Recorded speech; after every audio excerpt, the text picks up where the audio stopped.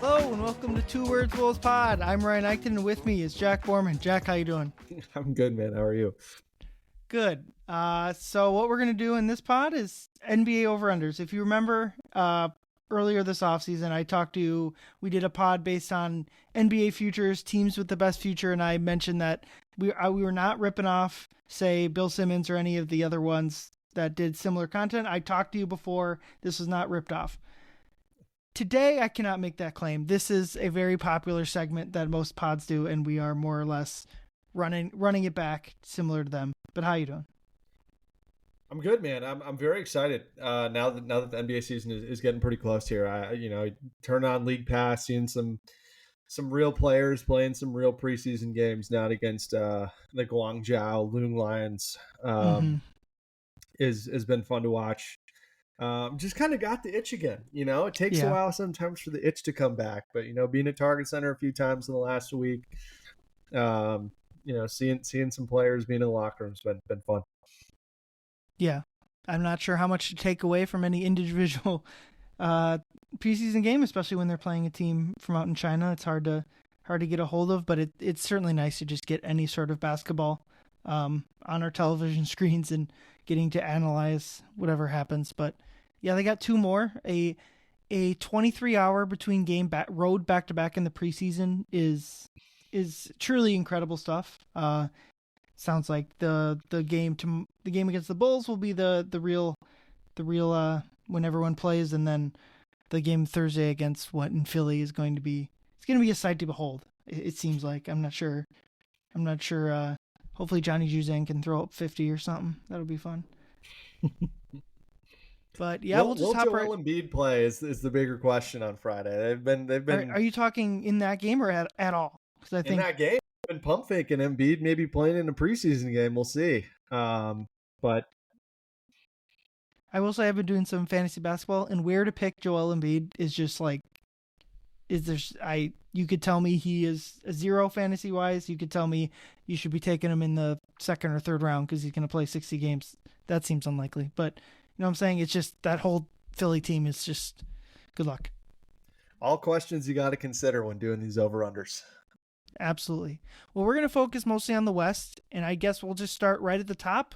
We're going to pick each team's over-under in the West, how many wins they'll get on the season, more or less, and I'm use FanDuel's lines, just make sure Jack and I are picking on the same numbers, although I'm sure all these books are pretty much in line with each other on this sort of thing. But first team, not a surprise, listed as the top team in the West, according to Vegas, the Oklahoma City Thunder, defending champs, all that fun stuff. Their over-under is 62.5, and they won 68 games last year. Jack, what do you think? Over-under 62.5 for OKC. I think this is one of the easier ones on the board for me. I mean, you know me, I'm a Thunder hater through and through. It brings me no joy to say that it's an easy over for me. Mm-hmm. I mean, I understand everybody wants to talk about the championship hangovers that tend to come and teams just not caring from night to night just because, that they won a title. But with a team that's as young as the Thunder are, and with how, like, the finals just didn't feel like a big event this past year for the first time in quite some time. And I think that bothered them, that people aren't really quite giving them the respect or celebrating that title.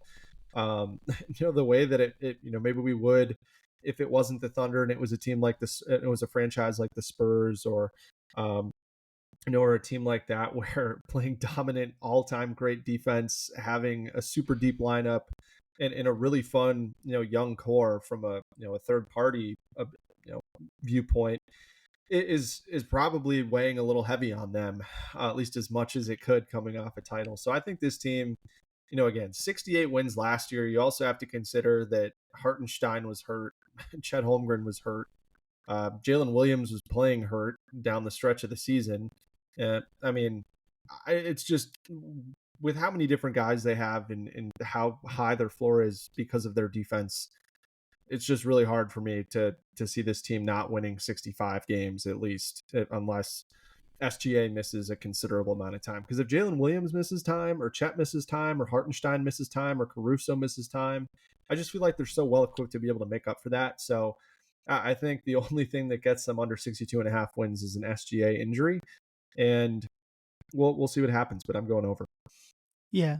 I mean, I had the exact same thoughts you did. Well, I'll just say this like right off the top about injuries is that we could do this with every team. Every over you pick, you could just say, well, if X player gets hurt, they're going to be in trouble. We'll talk about the Denver next. There's a player on that team that if that player gets hurt, they're in trouble. So it's like it's like assuming a 50th percentile health season.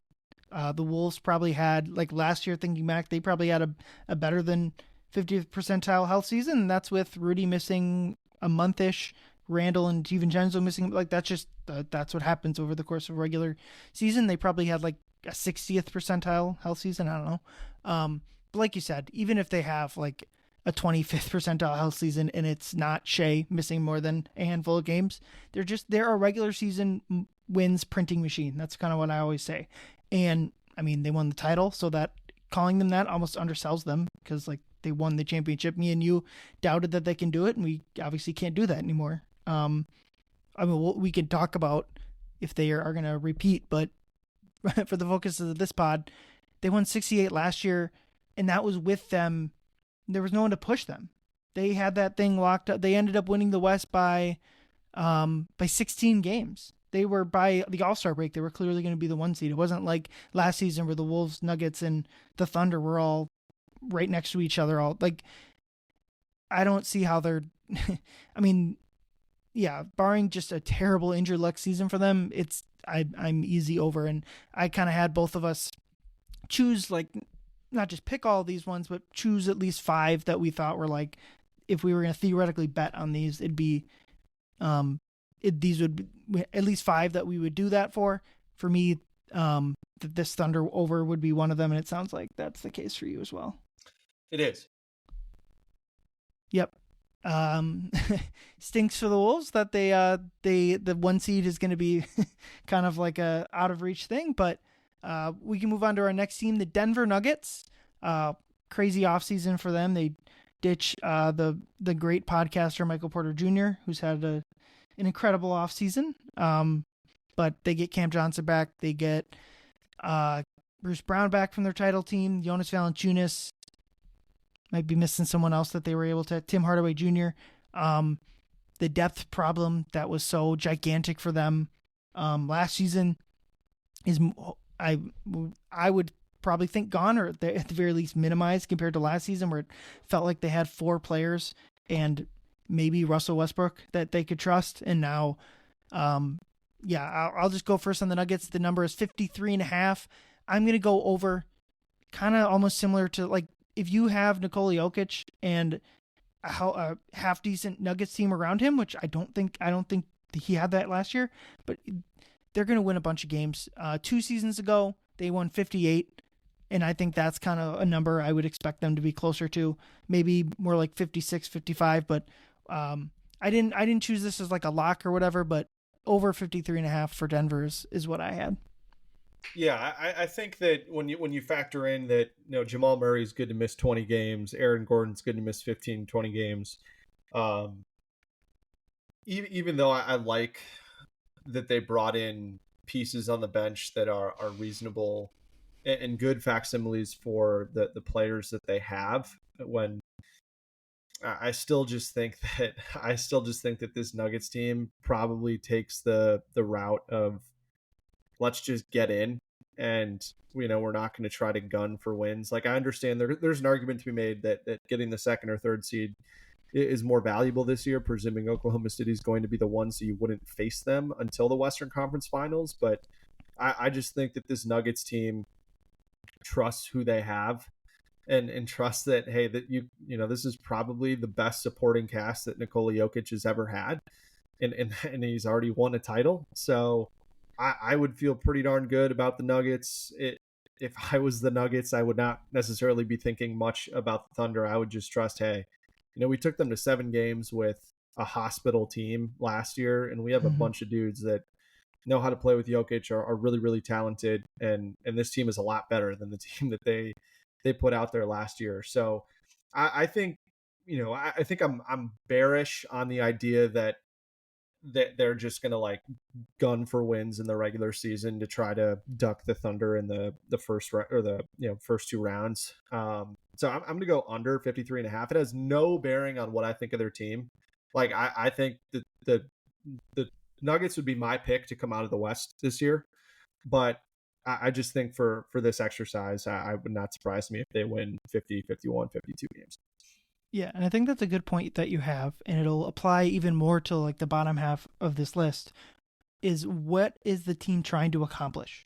Are they trying to gun for wins? Are they trying to like what are they just like you said just make it? Are they what?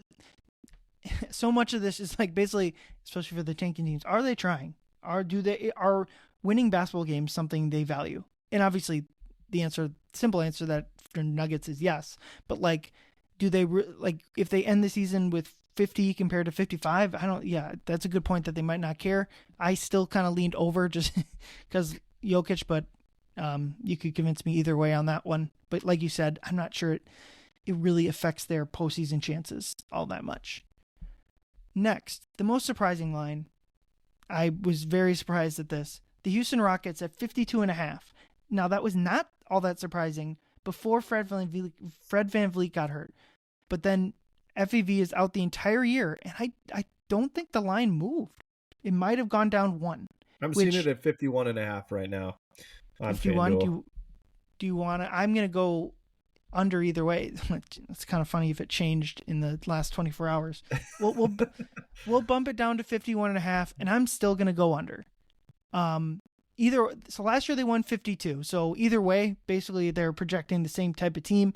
And to me, without Fred VanVleet, this Rockets team is just not as good, either not as good as it was last year, or they're missing a lot of the pieces that made what their team was last year. So basically, obviously not their fault, but they're out Fred VanVleet, Dylan Brooks, and Jalen Green, and in comes Kevin Durant. From a regular season standpoint, that's a pretty darn big downgrade in terms of talent. Just because Kevin Durant's not going to play more than 60, 65 games. It obviously raises their playoff ceiling and their title chances greatly. I guess they just don't have, like, in the Wolves, it's kind of funny. The Rockets kind of looked at the Wolves point guard situation, and now, like, the Wolves are at least have someone there, but, like, the Rockets are either going to play with no point guard or rely on really young guys. I just think the Fred VanVleet injury is such a much bigger deal than at least Vegas thinks it is. I still think they're going to win a whole bunch of games, but 50 plus, I personally just don't see it, and it's one that I'm confident in. I think Rockets under, just because, basically mostly because of the Fred VanVleet injury, and just their team is a whole lot different this year, and we saw what trades do with, like, from the Wolves. It's just going to take time to gel, and from a regular season standpoint, I think it'll cost them the under. Yeah, I think that makes a lot of sense to me. I would also go under here. I think, something that's kind of interesting to keep in mind is that, like, when you think about how these teams like to play, right? The Rockets were the most efficient team last season in the playoffs, just in terms of, like, their pick and roll ball handling, right? In terms of the way that they were able to score in situations where, Fred VanVleet was handling the ball in pick and roll and just making plays, and they were middle of the pack in terms of in terms of that efficiency last season, but they were top 10. They were 8th in terms of their frequency there. So I think that they're just going to have to play a different style of offense, even when you consider Kevin Durant coming in. They would have had to play a slightly different style of offense, but now it just is going to be totally different. And you're relying without a true point guard. Like, I am as big of an Amin Thompson fan as there is. I mean, what he did in that playoff series last year against the Warriors was absolutely insane. But I just think that when you're playing with a team that's got Kevin Durant and Alperen Şengün, two guys that are both highly efficient scorers, but they need the ball in their hands. They're not guys that I think create a lot of easy opportunities for their teammates just with their just with their gravity by existing and being around on the perimeter. So I think that's going to be a challenge for them. And then when you consider too, it's just a bummer that they totally overpaid for basically no reason to go get a third center in Clint Capella. And that is the reason why they can't go sign somebody with a disabled player exception to replace Fred Van Vliet on the open market. Like I know Russell Westbrook is not um, is not a guy that's going to totally change the trajectory of your season. But if you were them, like you don't pay Clint Capella $5 million more than he's probably worth, and you're at least able to go get a guy that can just eat innings for you in Russell Westbrook. And it's unfortunate, but I'm going to go under here for the Rockets. I think that this team is going to be pretty good defensively when you consider they've still got Jabari Smith, Tari Eason, Amin Thompson, Josh Okogie is there this year. Jayshawn Tate will probably have to play more minutes. I still like them a lot as a defensive team. It's just a matter of how quickly can they figure out the offense. And I think I'm a little bit more bearish on the idea that is going to happen earlier on in the season. So it would not surprise me over the second half of the season if they played at a 52.5, 53 win pace. I just think that they won't be able to play at that pace for the first, let's call it until Christmas. And then after that, maybe they hit their stride. But I really like Ime Udoka as a coach, and would not surprise me whatsoever if they, still made it to the high 40s, maybe even crack the 50 win mark. Yep, I agree. I would still be extraordinarily surprised if they were in the play-in tournament, or obviously worse. I think they'll win a bunch of games, but just thinking about what their 50th percentile season is, what their average season is, I think that is closer to high 40s than mid 50s, which is the reason for the under. Okay, so tied for fourth. We'll give the tiebreaker to our squad here. So we'll go with the Minnesota Timberwolves at 49.5. We'll try not to be homers, I guess, for the team we cover here, but over under 49.5 for the Timberwolves. They won 49 last year. Yeah, I'm going to go. This is going to be one of my 5. I'm going to go with the over for the Wolves, and I think the reason for this is that like the Timberwolves did not start off well at all last season with a relatively soft schedule at the start of the year, and it took a while for Randall to kind of figure out what the team needed from him. And I think the more that he started to figure out what was needed from him, I think his voice got a little bit louder and guys got to know him better. And this team just started to gel a lot more. And we really saw that down the stretch into the playoffs. I mean, Julius Randle was probably, one of, if not the most impactful,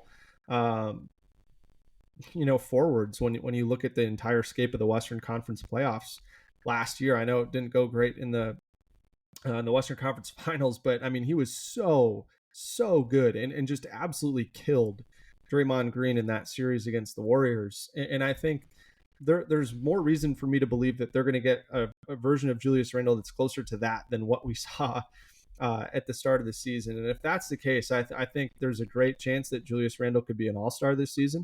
I think there's a great chance that Julius Randle could be one of, if not the leading assist guys on the Timberwolves this season, just with the way that he's able to create open shots for his teammates. And I really think that too, the injection of Terrence Shannon Jr.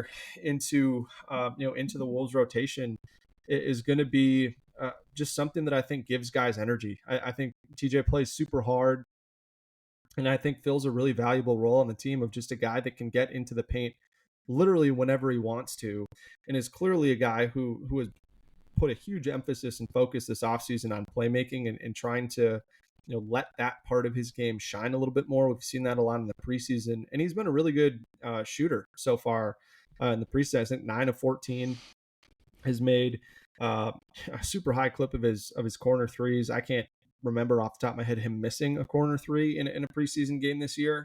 So I think TJ will be able to replace a lot of what Nikhil brought in terms of just like this energy that he brings every night. And like giving a shit is an NBA skill. And Nikhil Alexander-Walker gave a shit every single time he stepped on the floor, played all 82 games, and that was just a constant.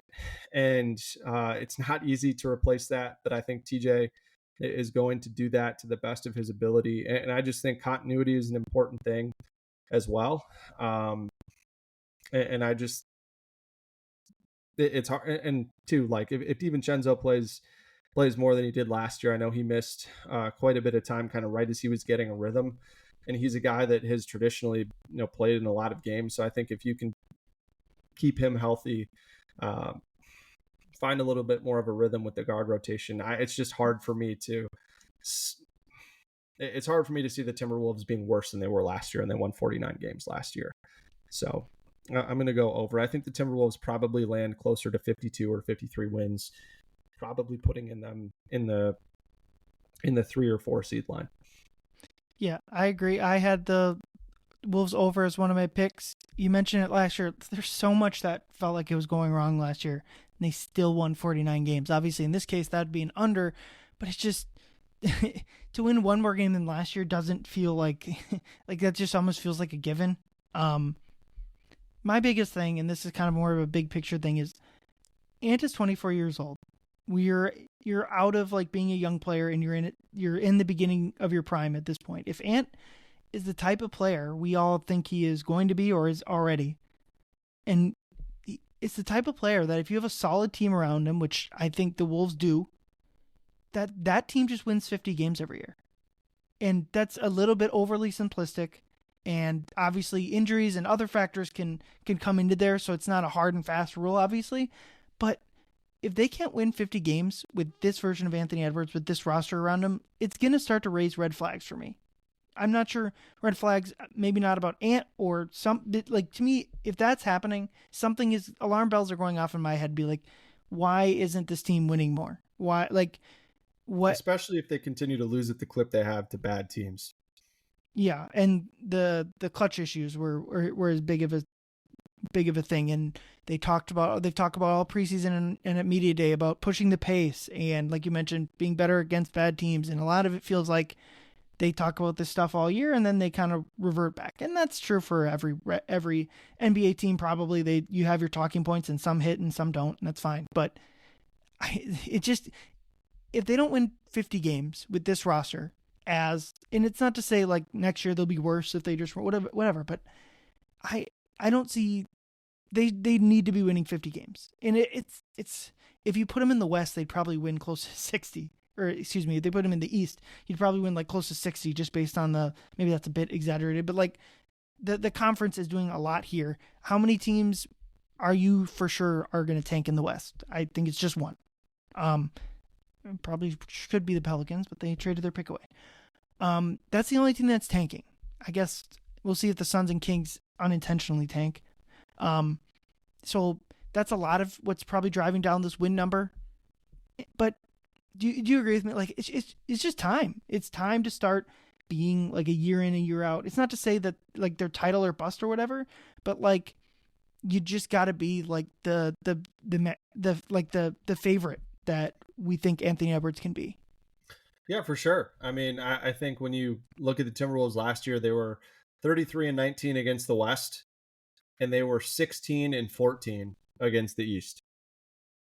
Like the Timberwolves, they played really, really well against Western Conference opponents, and they've just been god awful against the East.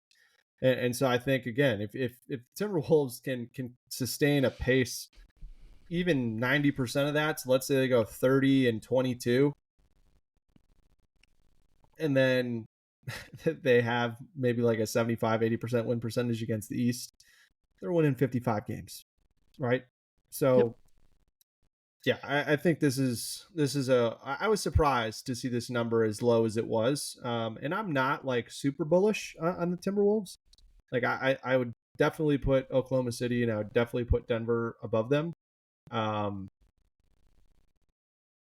Houston pre Fred VanVleet injury above them too. Pre-injury, I wouldn't. Okay, but it was a toss up. It was definitely the same tier. Right. It was a toss up before Fred got hurt, and to me that changes things, obviously. No question. All right. Well, we're talking about tiers. Apparently, at least from a regular season standpoint, Vegas has the Clippers at the same tier as the Wolves, exactly 49.5 wins. They won 50 games last year. They traded Norm Powell in a very weird trade where the Miami Heat just did they give up anything? Like they just get Norm Powell and say thank you? Okay. But that trade made no sense from I guess I guess everything Utah is doing doesn't make any sense, and they're the ones that didn't end up with an actual player in the deal. I should look up the trade before I really say that. I don't really remember what Utah got back, but the Clippers got back John Collins. So Ant will be ready for some Clipper games, I guess. Their over under is 49.5. Like I said, if Kawhi is healthy, I think they should win 50 games. But like, that's why I'm going under, because I don't see them. Here's what I felt when they lost PG and they retooled this roster. Vegas and the general consensus, I think, overcorrected, because they had them like down at the bottom of the West at this time last year. And now I think what they were able to do last year is part smoke and mirrors is a little bit tough on them, but like, I think now it's overcorrected the other way, where I don't think they added talent. Like, they got Bradley Beal, they got Brook Lopez, and obviously John Collins for Powell. Like, their team is and Chris Paul. Their team is a lot different. I just think 50 wins with the age of their roster. They got them, and the Warriors, who we'll talk about, are just rolling out a lot of older guys. I'm just going to go under. I think, especially in terms of regular season wins, I think they're a good deal. They're a tier below the Wolves. So I'm going to go under 49.5. I'm going to go over. Okay. And the reason for this, Kawhi Leonard last season played in 37 games. And Norm Powell played in 60 games. Like, their two best players played in, less than half the games over the course of an 82 game season. I still think Harden's probably their second best player. Well, fair. But okay, two of their three best players did not play in at least 2/3 of the games. I just think, the Harden Zubac pick and roll last year was awesome. I think Zubac was Zubac first team all defense? I can check. He might have been second team, but I don't know. Ivica Zubac was awesome defensively last season. This team rebounded everything last year. I want to say they were top 5 in defensive rebound percentage. And for the most part, like, they had a lot of really good shooters on this team, but they did not shoot the three very often. They were 25th in 3-point rate, despite having, Harden 35%, Powell 41%, Kawhi 41%, Bogdanovich 43%, Amir Coffey 41%. I know some of those guys aren't going to be there, but you still have Nick Batum on this team. I really do think that Bradley Beal, like, has more in the tank as a guy that can get out there and get buckets at a pretty good clip and replace at least some of what you're losing with Norm Powell. I do think that being in a situation like this is probably one that's going to be good for him. And then I think the John Collins acquisition was a really strong one. And then for them also being able to, bring back Derek Jones Jr., who was really good for them for the majority last season, especially defensively. I guess I'm just pretty bullish on this team's defensive capabilities. And then if you can keep Kawhi, Bogdanovich, and Harden, somewhat healthy, I do think that this team is just going to be a bear to play, on a random night when some teams just may not want to bring it. So, look, and I mean, the other part of it too, Chris Paul played all 82 last year? Yeah. Like, if Chris Paul can, at least play 70 games as just like a really solid backup point guard and just have, good ball handling between him and Harden and Beal, like, those are three guys I just trust to have the ball in their hands, making plays and pick and roll. So I think this team's a lot more potent than they're probably getting credit for. And I just would not be surprised at all if this Clippers team won 50 games in that home court next year or this year. It was a toss-up pick for me, so I certainly don't mind the disagreement. But so, okay, I think we'll kind of recap here quick. So I think both of us have the Thunder. Let's keep it to the regular season wise. Thunder by far a tier of their own. And I think we're kind of, I agree with you. The next 4 teams, Nuggets, Rockets, Wolves, Clippers, are kind of the next tier of regular season wins wise, at least in our thoughts. Where do you think the Wolves stack up in that? I would probably guess they'd be the 3 seed. In my opinion, I would have Denver 2, Wolves 3. But maybe it's just better to look at as there's this pocket of 4 teams, and I think they'll be better than 2 of the 3, which would give them the 3 seed. Is that, do you agree Yeah, with that? I think the Wolves.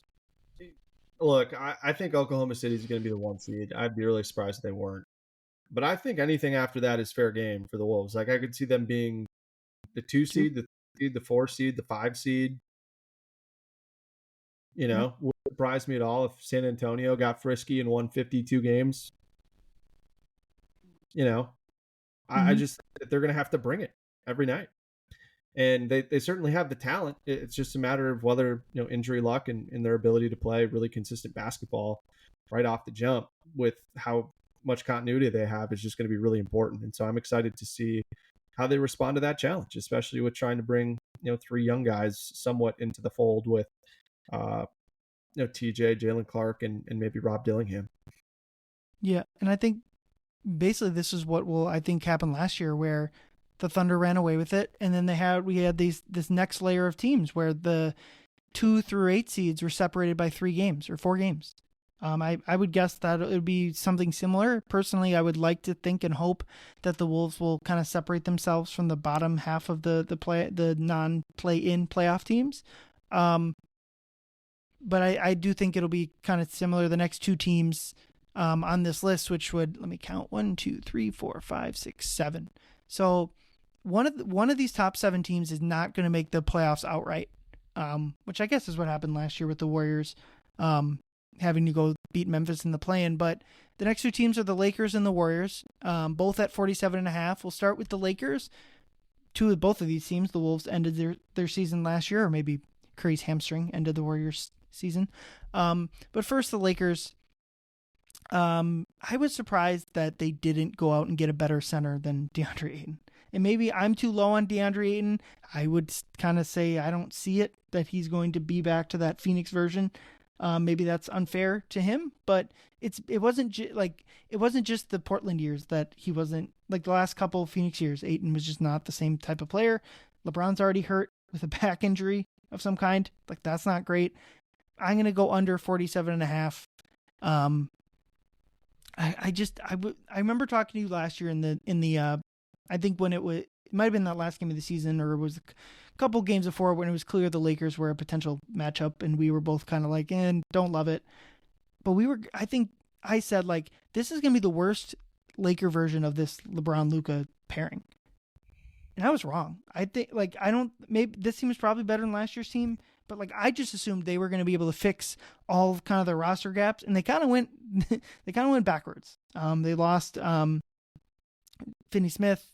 I guess they get Ayton. I don't know. I thought they were going to be able to bring in more rotation guys, but I guess they're still kind of in limbo between this LeBron and Luka generations. Like obviously they're not going to completely burn LeBron, but ultimately their best path is to really, especially with LeBron hurt now, is to build around Luka, and I guess they're, in my opinion, still kind of waiting for that. But yeah, I went under, not a lock by any means, but what do you got?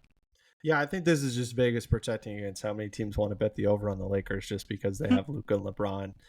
I don't think this team got markedly better in the offseason. I do think that, having, added shooting around Luka and LeBron with Kleber being healthy for a full season. Laravia can really shoot the leather off of it. I also think that Marcus Smart is a guy who could make 6 threes in a game. He could go 0 for 9. We just haven't really seen Marcus Smart play very much the last couple of years, so it's tough to know exactly what you're going to get. But yeah, I just think with LeBron missing, let's call it the first month of the season, I do think that that's just going to make it tough, and then he's going to have to get put back into the flow of things, and I think that could disrupt some of the rhythm that they may develop without him playing. And so again, it's just kind of a situation where it's like, would it surprise me at all if the Lakers at the second half of the season played at a 50-win pace? No, it would not. But I just think the Lakers are probably going to be 500, maybe barely above by the time LeBron comes back, and then we'll see what they do from there. But I mean, look, I was very wrong about this Lakers team when we were breaking down that playoff series last year, just thinking a little bit too much about what Luka did to the Wolves. with with the Mavericks. But yeah, I just think again, look, hey, I mean, Luka's a guy that has gotten hurt, and I think with LeBron out, him carrying a heavier load, I just think that increases the risk that Luka is going to get hurt, and I think that factors into how you break that down. So I'm going to take the under here. Yep, we're in lockstep there. Okay, last of the teams I would say are fighting for that are more than likely going to try to get into the top six. The Golden State Warriors. Um, they lost to the Wolves last year. It's hard for them to just. I mean, the Curry injury stunk. Like, I personally am confident the Wolves would have won that series even after Game One. But I completely understand the Warriors fans feeling the opposite way. We had the sample size we saw in that series was the Warriors playing extremely well. I mean, by the end of the series, Draymond Green said he was dominated by Julius Randle. I'm not sure what Curry coming back would have helped, but none of that really matters. Ultimately, their old guy got hurt, and they didn't get a real chance to win that series. And the Wolves, a franchise that has not had very much luck go their way, will say thank you and go get trounced by the Thunder, I guess. But yeah, Warriors 47.5. They won 48 last year. What do you got? Yeah, I think the Warriors. This is kind of a tough one for me. I think this is probably just a byproduct of the Warriors kind of beating like just a Western Conference team that just gets beaten up by each other. I think when you consider the division that they play into and who they're going to be playing, I think that kind of factors into it as well for me. Yeah, I really do like this Warriors roster. I know I might be alone on an island with that, but I think bringing D'Anthony Melton fully healthy, was a guy they did not have last year. I think Horford is really going to be helpful for them, is just having an adult in the room and a guy that's going to really know how to play around Curry and Draymond. And then Jimmy Butler too. I still think is a guy whose game can really translate and age pretty gracefully. I just think that for him it was probably tough to have to be super assertive in a playoff setting the way that the Warriors really needed him to be. I don't know that he can do that on a nightly basis, but if he can play off of Steph Curry and then just kind of feed off the gravity, that it kind of creates some space for him to operate. It wouldn't surprise me at all to see them go over 47.5, but I'm going to go under here just slightly. I think they probably win 45, 46, maybe even 47 games and lose by the hook. But yeah, would not surprise me at all if the Warriors found a lot more rhythm and were able to pretty seamlessly insert Melton and Horford into a rotation, and then who knows if the whole Jonathan Kuminga saga will sort itself out and he gets traded. Maybe they bring something of use back for him and bolster that rotation down the closing stretch of the season. But yeah, really like this team. Just think they probably are closer to 45, 46.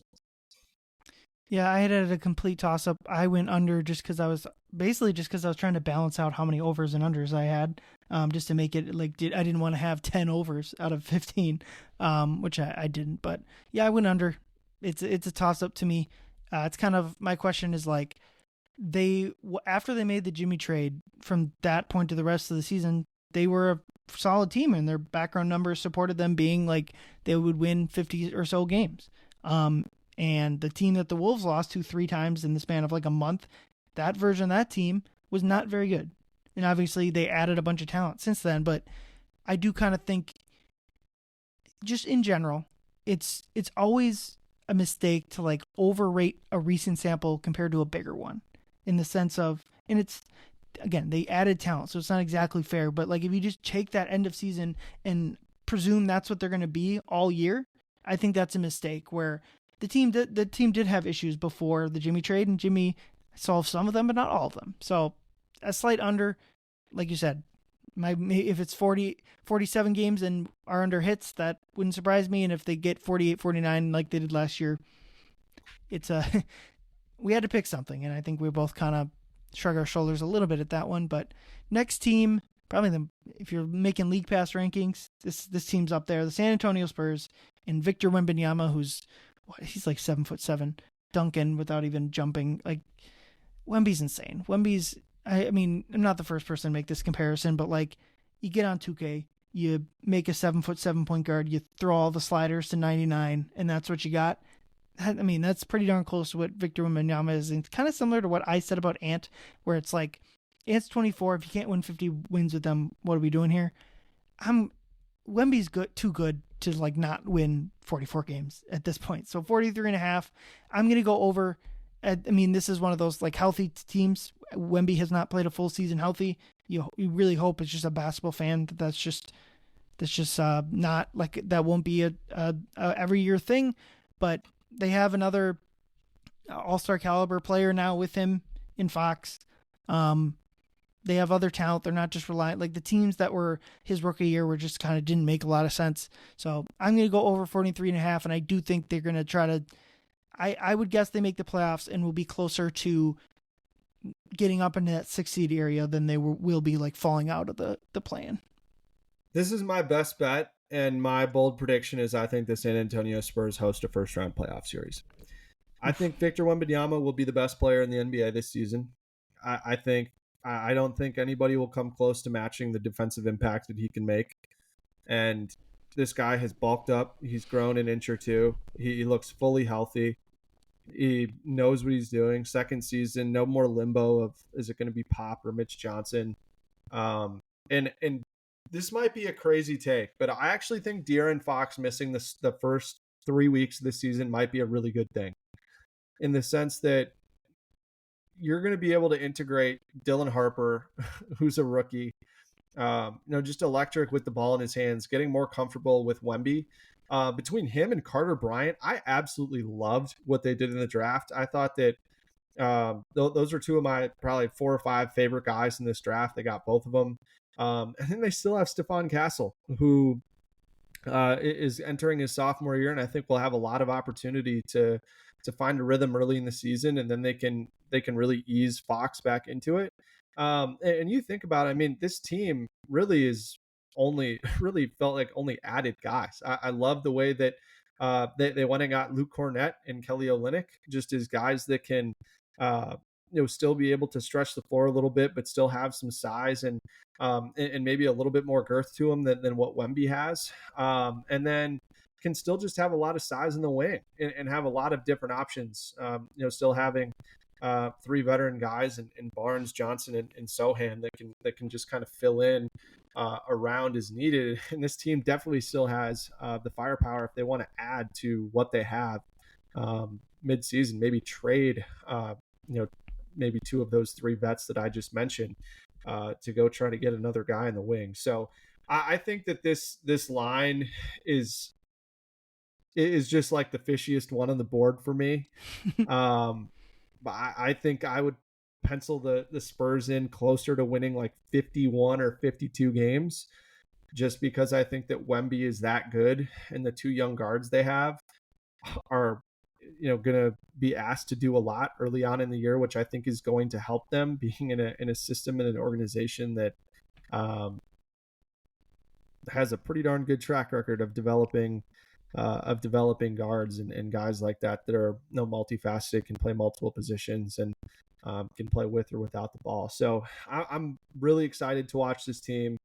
This is the number 1 team I'm most excited to watch in the entire NBA. We'll get to number 2 later on, but this is the easiest one for me. This is an absolutely hammer it, jump for joy, bet an alternate win total 50.5 and see what happens, team.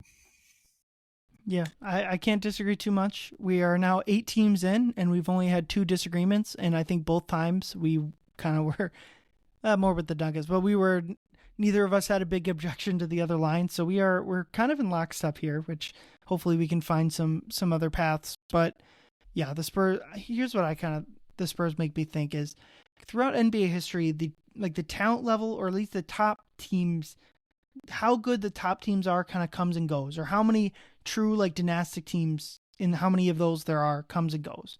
In the 70s, there's very few, not a lot of talent in the NBA, and it's really being split between the ABA. And you get into the 80s and you get obviously the Lakers and Celtics and the Sixers and Jim Production's Rockets teams with Samson and Olajuwon. Like, you have these incredible teams, and that kind of by the early 2000s that kind of goes away, and it's really just the Lakers and the Spurs and the Pistons that dominate. And then by the mid 2010s, it ramps up again. You have these dynastic teams with LeBron and on the Heat and Cavs and OKC's teams, and then the Warriors. And now basically since Kevin Durant tore his Achilles, we were kind of back in this. There's obviously been great teams, but we're in a period where the top echelon of the NBA is not like these dynastic, incredible teams with multiple Hall of Famers on them. The 19 Raptors are awesome. The OKC team last year is really good. And it's kind of with the Wolves, it kind of makes me think like they should start winning now, because I think those big old Goliath teams that ring true for all of NBA history are coming back. The Spurs have possibly, I mean, very few players can you go and be like, that guy has a chance, however likely, to be the greatest player of all time. And Wemby is probably the first person since LeBron that has really had that chance.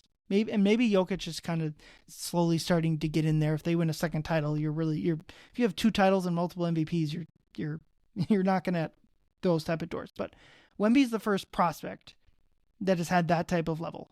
The Thunder just won the championship, and they have the most picks. They will have to start dealing with salary stuff, but they have every possible thing to use to mitigate their any second apron stuff. The Nuggets aren't going away. You know the Lakers are going to get someone to pair with Luka. That's just how it goes. Like, when thinking about the Spurs and your giant overbet, it's just like the Wolves' chances now. Maybe not this year, but like that's just my bigger picture thought about the NBA. Am I overthinking that, or does my hypothesis have some grounding? No, I think it makes sense, and I think it just kind of speaks to like the talent that exists in the NBA nowadays. And I think some players are just placing more of a premium on loyalty and wanting to try to get it out of the mud themselves in their own market, their own place. And I think the other part of it too is just like the team building restrictions of the second apron are just gonna, I think, kind of feed that more and more and make it harder for teams to sustainably stay together, even if it's completely homegrown. So I think you're onto something. Yeah, I think especially if it's homegrown, it's going to be, we saw it with Cat. Unfortunately, the guys that you have on your squad and are able to pay the most money are the first people to go. We don't have to have a whole second apron pod and why it stinks the Wolves had to trade away the franchise at the time, like the second greatest player in franchise history. But yeah, I just think like that I'd even mention the Rockets, who have every sort of pick and thing available to them to improve on. It'd be nice if an Eastern Conference team would do anything, or the Wolves can go over there. That'd be neat. But yeah, so that's kind of, I would like to see the Wolves start to be a true title contender sooner or later. Speaking of Luka Doncic, the Dallas Mavericks. Why did they trade Luka Doncic? Why did they do that? And now, I mean, this doesn't have anything to do with this pod, but they should trade Anthony Davis and Kyrie Irving and build around Cooper Flag. If they were a proper NBA franchise, that's what they should do. They could get a whole bunch of picks for AD. What team had the Rockets would take AD? Can you imagine the Spurs pairing him with Wemby? Like, you trade Anthony Davis, wait a year and trade Kyrie Irving, and you get a whole bunch of stuff. It's not like if they did that, they'd have a crappy team. Keep the big guys to play with them. But in terms of this year, I would like them a whole lot more if they were somehow able to flip one of their bigs into a guard, specifically with Kai. This goes for Boston too. I'm just really dubious that like Kyrie's going to come back, and it's especially from a regular season standpoint in any meaningful way. They're just going to be cautious. And so if that's the case, D'Angelo Russell's your starting point guard. It does make me worry. It was close, but I just think Cooper Flag will provide them enough for an over. They have enough talent around Anthony Davis and those guys. If Kyrie was healthy, I would really like this team. But I'm gonna go slide over. How about you? Yeah, I also am gonna go over with Dallas. I mean, look, the team is still pretty solid. Like, if Cooper Flag is who we think Cooper Flag can be, and you're surrounding him Still with Klay Thompson, Najee Marshall, Max Christie, PJ Washington, AD, Derek Lively. I mean, that's still a totally fine team to me. I think that's a team that can totally be 500. I mean, then if Kyrie comes back in January, No, I think that I seems. really don't think. I You don't think don't that's. you don't think that's reasonable? No, do you want to do a side? We don't have to put anything on it, but like a side bet of when he comes back. When did he I get hurt? March? Yeah, it was after the dead March 3rd. Yeah, I think he'll. Okay. I mean, even if he's back for the last like 6-7 weeks of the season, I think this is a 50-win team, 55, 50, 52-win team. If Kyrie is healthy the entire year, just because of how deep they are, and I think you're just going to give time for Cooper Flag to kind of grow with the ball in his hands without Kyrie in there. I think this team's going to be just fine without them, and be enough to stay in the play-in mix for sure, and maybe even sniff getting a 6 seed and staying in that conversation for when Kyrie comes back, and they might make a run for that. So I'm going to go over. I think they win probably 43, 44, 45 games.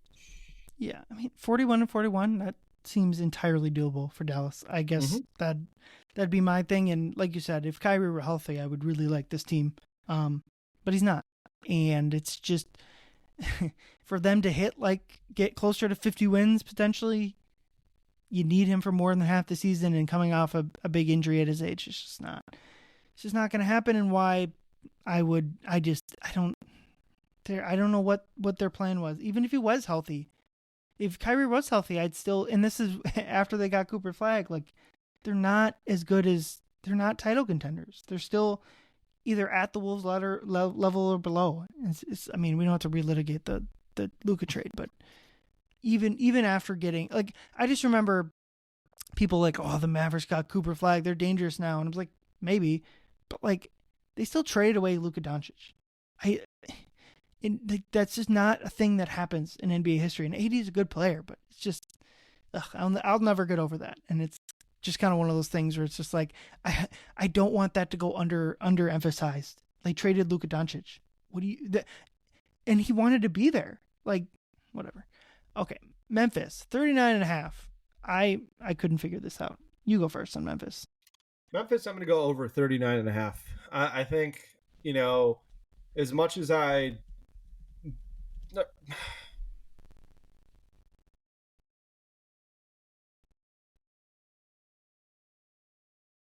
can't do it. I got to go under. Really? I just think like the vibes there seem terrible with this new coach. Kind of seems like none of the players really like him. Ja's already banged up. Jaren Jackson's already banged up. Has a toe injury. I think we've seen that those can just be they're really difficult to deal with, especially for a big guy. I did really like the Coward pickup for them, but yeah, losing Desmond Bane, not really replacing him with like something that's really solid, I think is going to be tough for them to deal with. And I just think that you're placing a lot of faith in some pretty young guys, and your marquee acquisition in the offseason was Ty Jerome. I like Ty Jerome. He's a fine player, but I think that they took a pretty big step back this offseason, and you're betting a lot on guys like Gigi Jackson and Santi Aldama to be like really, really, really good players for them. And I'll believe that when I see it. Like, I think Santi Aldama is a really solid role player. I just don't know that he can be like your third or fourth best player and have a team win 40 games. So I'm going to go under. Yeah, I went back and forth on this one too. I went, I guess I went under too. Just if they're in the East, 39.5 would be, I'd probably go over on that. Just like, just because someone's got to win games over there. But yeah, the vibes are not great. Like you mentioned, they lost Bane. That's a huge talent going out the door. They're already they've been super injured the past couple years, and it doesn't appear like the preseason has helped them out any bit with that. So we'll go under. And speaking of bad vibes, the Sacramento Kings next at 35.5. So now we're into the range of teams that likely aren't even going to make the play-in tournament.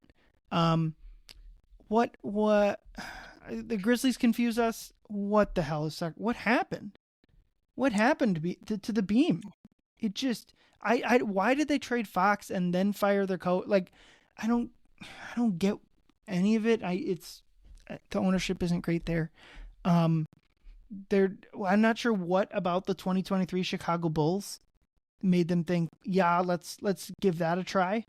I'm not sure switching out Vucevic for Sabonis really, if we're running the Bulls analogy, really does much for me. They have Westbrook now. That's good for them. The vibes are just not great in Sacramento. I'm gonna go under 35.5. Just what happened?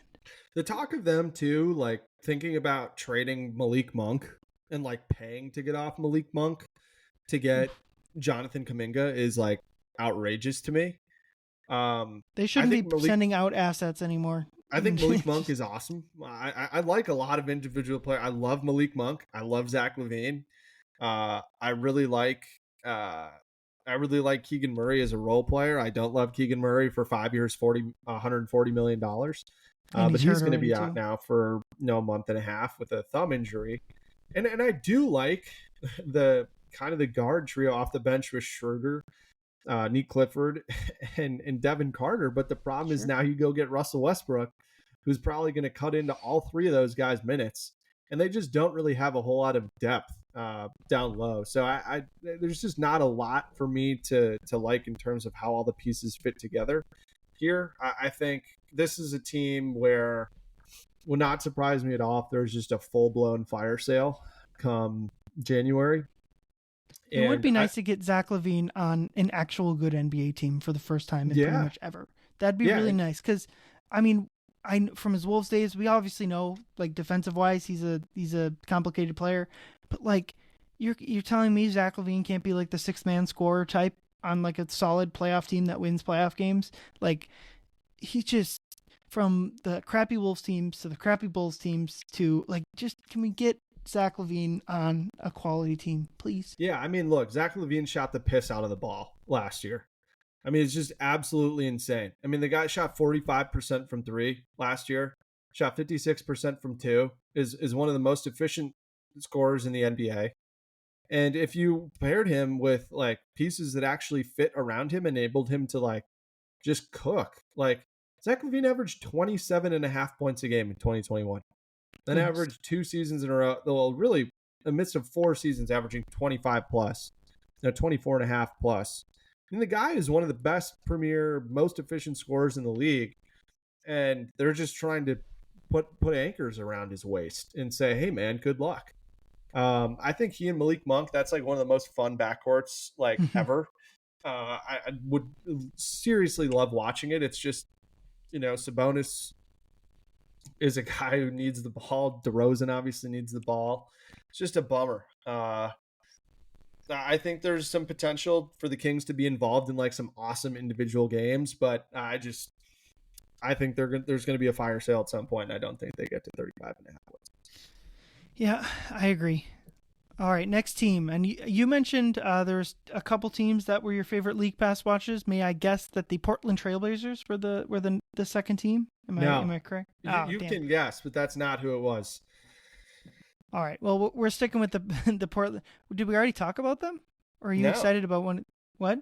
No. One of these. So it's one of these bottom 3 teams behind Yes, Portland. Okay. It is. We'll stick with Portland.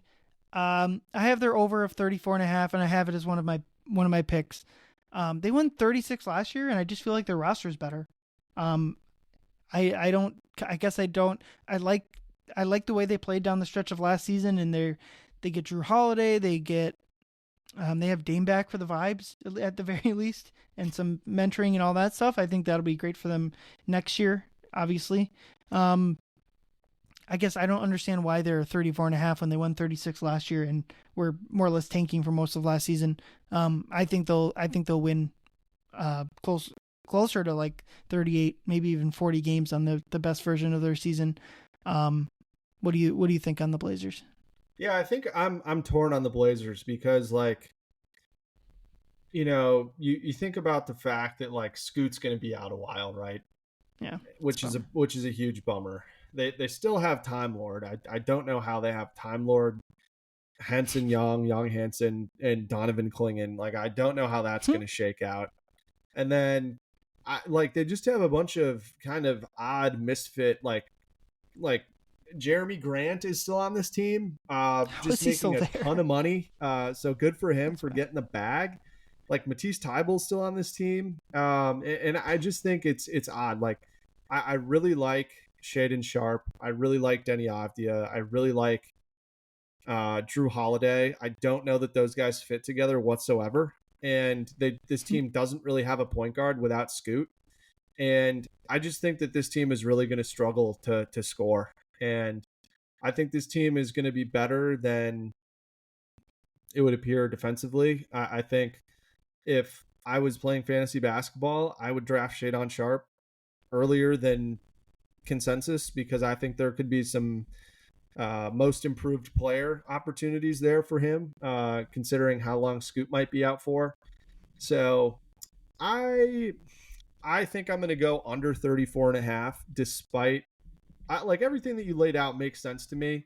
I guess I just don't trust who's going to be handling the ball and getting them into their offense enough to a point where I feel comfortable saying that they're going to win 34 and a half games while playing in a division with uh, the Wolves, the Nuggets, and the Thunder. Yeah. Well, I appreciate the disagreement because we've been in lockstep basically till this point. So And I'm I glad want to we. go over. Like I really think I like the Blazers. It's going to be a fun team to watch. I'm very excited to see what young Henson is going to do. I think they're just going to unleash him and say like, if we lose games, we lose games, but like we're going to have fun Yeah. doing it, and that's fine as long as the young players are getting experience. Very true. All right. Third to last team, the Phoenix Suns. Is this? There's no way that Phoenix is your favorite league pass team here. No, Okay, then I no, know who I it don't. is I don't want to because watch a single Suns game if I don't have to. Um, this team is just going to be like a joyless basketball team. I think. I feel bad. I feel bad for Suns fans because they had a really fun team, and I honestly think that like KD, like that team, like had potential to be really fun. I understood the swing to go for it, um, but it's just a bummer that like your season is resting on like Grayson Allen and Dylan Brooks to help Devin Booker, and you don't really have much of like a future there. You don't have control of your first round pick.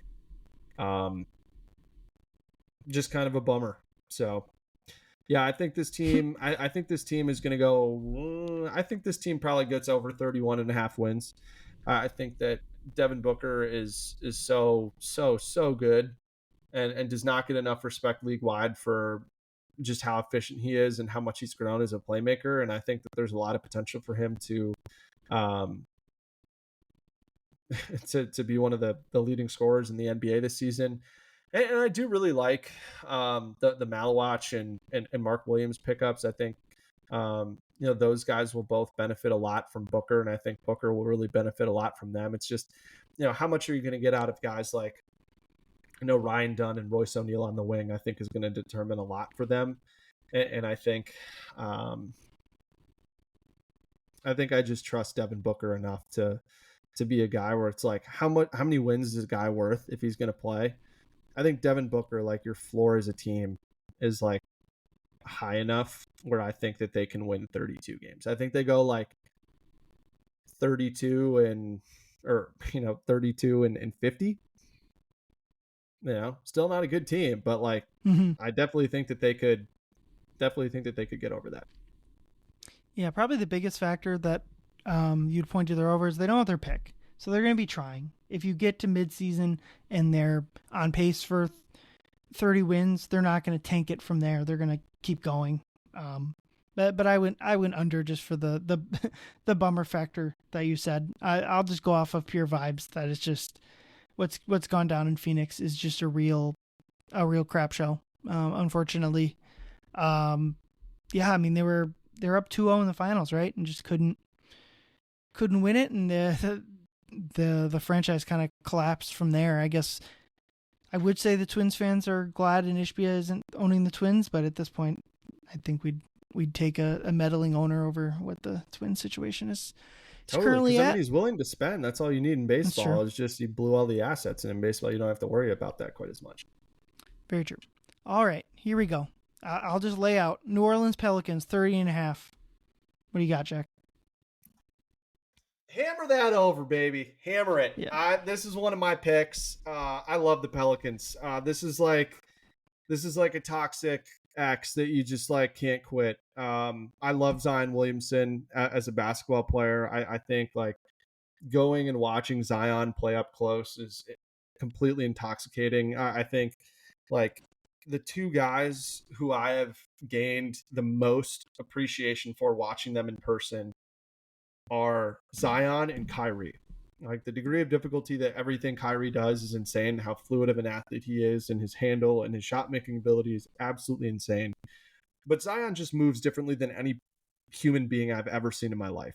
As someone who is like 6'4", 6'5", 260 pounds, for him to jump like that, have the second jump like that, have the strength, the grace, the mobility, the touch, it's all incredible. And then I just think like Zion, Jordan Poole, and DeJounte Murray when he comes back, like, is just a hilarious trio that is going to be really fun to watch. Like, this team might be in the verge of like getting in a fight with just all the characters that are on this team and all the guys that are going to want to talk trash and just like get their game off. And then you add in two very fun rookies in Jeremiah Fears and Derek Queen.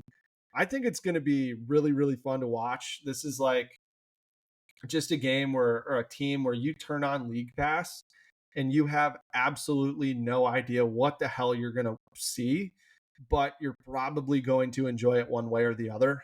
And what I really like about this team is like they also have two wings that I really like as two-way players between Trey Murphy and Herb Jones. And then I also think Sadiq Bey is a guy, if either one of those guys get hurt, is a pretty solid fill-in. And they also missed Jose Alvarado a decent amount last year too, and they bring him back. So I really like. I think they have three pretty darn solid guards in Alvarado, Poole, and Murray at two solid guys in the wing. And then you have Zion holding it down in the middle. And then I know Kevon Looney's going to be out here for a couple weeks, and they don't have a ton of depth inside. But I just think there's too much talent on this team, even if they are god awful defensively. I just think there's way too much talent in this team to not win 31 games. And like when Zion has been healthy, for the most part, like he's been one of the 6 or 7 best guys in the NBA. And to me, there's no reason why, Zion looks thinner than he has since he's been at Duke. And by all accounts, seems like he's in phenomenal shape for Zion standards.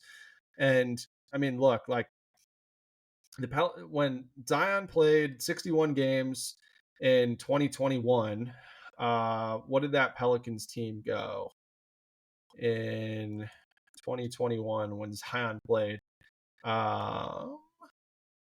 In 2021, they only won 31 games, but that was the last year of Van Gundy. And then when Zion played, most of the games in 24, they won 49 games. And then even when he didn't in 22, they still won 42 games. And same thing in 21, 22, they still won 36 games. Like they play in a division that's not going to be,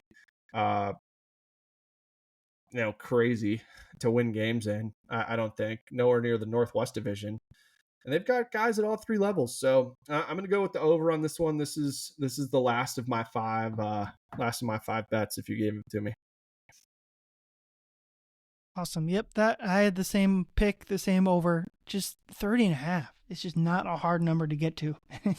If Zion is even just like moderately healthy, like plays half the season, they should be able to get there. And then the biggest thing is they traded their pick away. maybe that probably wasn't smart, but like how they view themselves is trying to win games, at least this year. If it were like 40, obviously that'd be different, but like you need to win 31 games. That's it to hit the over. Like that's just, I almost feel like I typed it in wrong. Like 30 and a half. That seems way too low. So we'll both go over. And then the last team that I particularly don't really want to talk much about, Utah Jazz. We're gonna just tank into infinity. Like that's what we're doing. That's clearly what they're doing again. They traded away half their roster. They won 17 games last year, and I don't know why there'd be any more. Why would they would win more? I don't know. I don't know what they're like. Just do like it's just lame. It's just lame for those fans out there. So under 19 and a half. Who's your favorite? There's no way, and I completely forgot he plays for the Jazz. Player on the Jazz. I mean, the problem is half of them are former Wolves, so it's like Kyle Anderson and Kevin Love, probably. Mo Bamba on the Jazz roster. Mo Bamba. That feels wrong. I think Niang is there now. Did he get rerouted there after Boston? I think he did for now. Yeah. So I guess the argument for the Jazz winning more than 19 and a half games is like you've still got some vets that are like competent basketball players, like Niang, Kyle Anderson, Kevin Love, Nurkic, Markkanen. Look, and like Kyle Filipowski was pretty good last season. I think Bryce Sensabaugh is a guy who could give you like 16 points a game if you just really let him cook. You still have Walker Kessler. I mean, it's hilarious how many bigs they have, like 4 or 5 guys they have.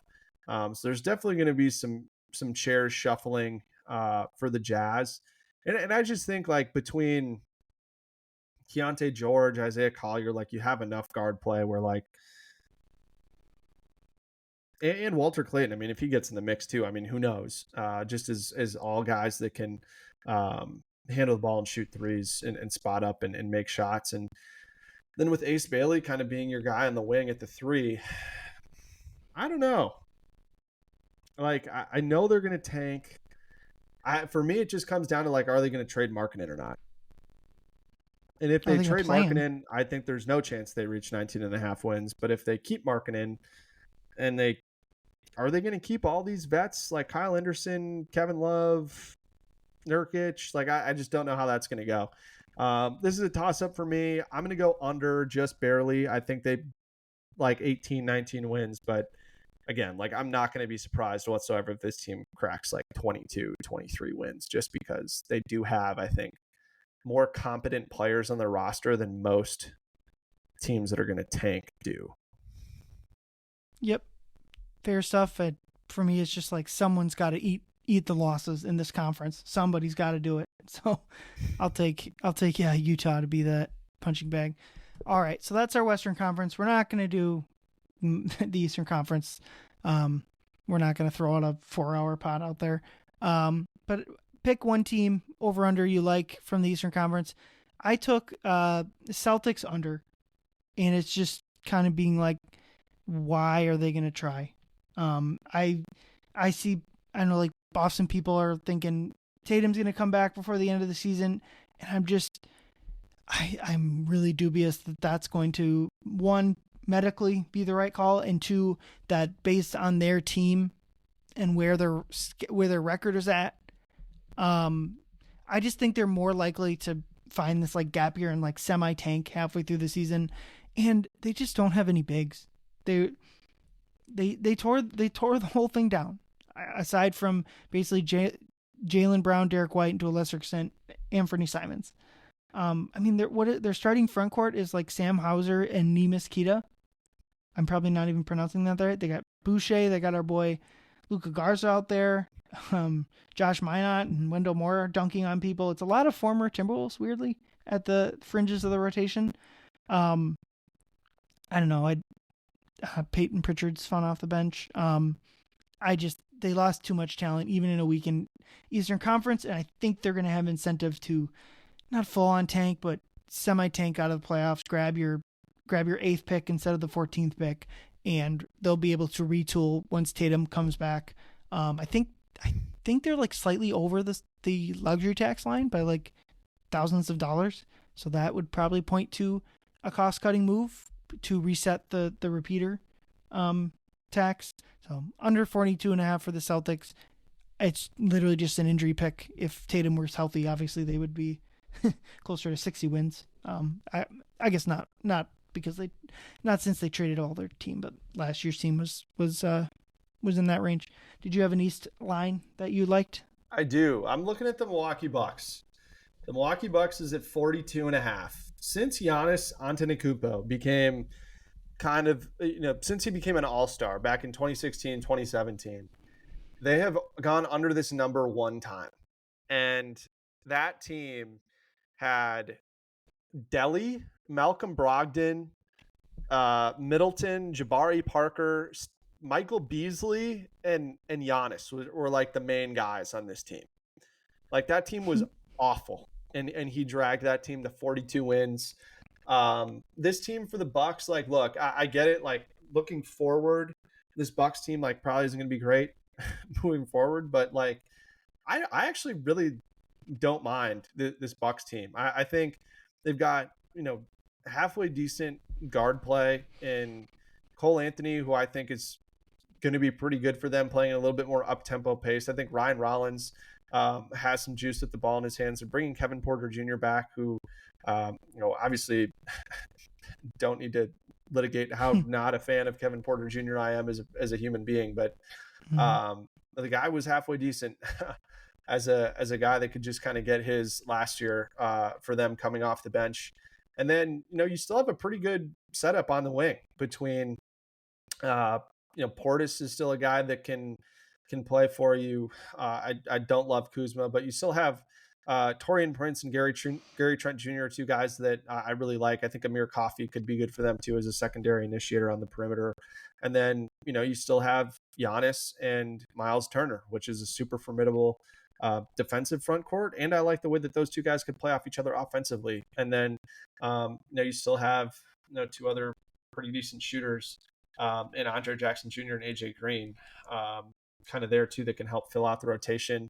And it would not surprise me whatsoever if this became like a buyout team where like, there's a halfway impactful buyout guy that just like wants to slot in there, either getting some point guard minutes or trying to slot in at like that 3-4 spot, eating into a little bit of the minutes that might go to Kuzma and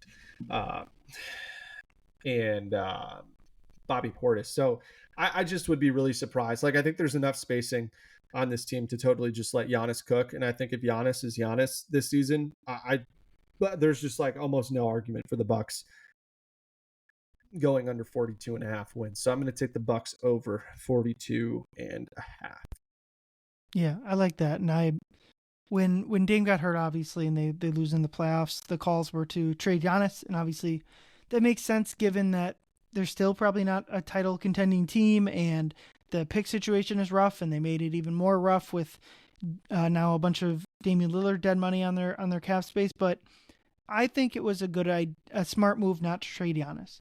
If you have Giannis Antetokounmpo on your team and he's not actively wanting out, you keep him, and you especially keep him in an Eastern Conference. Like obviously, the Bucks making the finals would be unlikely. Would it be insane? I don't think so. You have the best player in the conference, and I think you need to look back at like injuries.